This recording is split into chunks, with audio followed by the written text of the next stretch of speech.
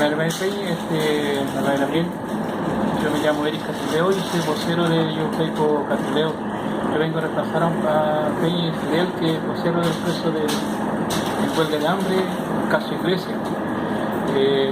Nuestros Peñas llevan 65 días en huelga de hambre, y han bajado 15 kilos cada uno.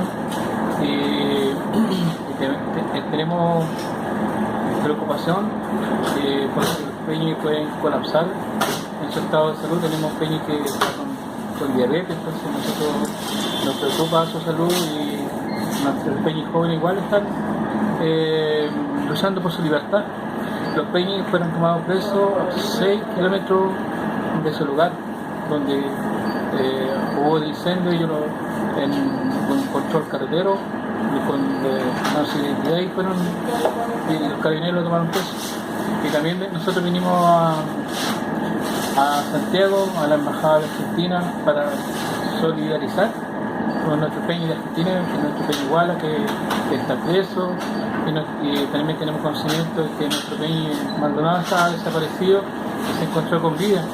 Nosotros solidarizamos para allá porque es el mismo estado, tanto argentino como chileno, que tienen a nuestros peñas presos en la casa. ¿Y la marcha sí, de hoy día nosotros tenemos una marcha y invitamos a todos los hermanos, jóvenes, estudiantes, universitarios, al pueblo universitario, que siempre nos han apoyado y siempre han solidarizado con nosotros, y a la sociedad chilena, que no sabe la realidad que está aconteciendo sobre aquí de Temuco y por todo Gualmapu.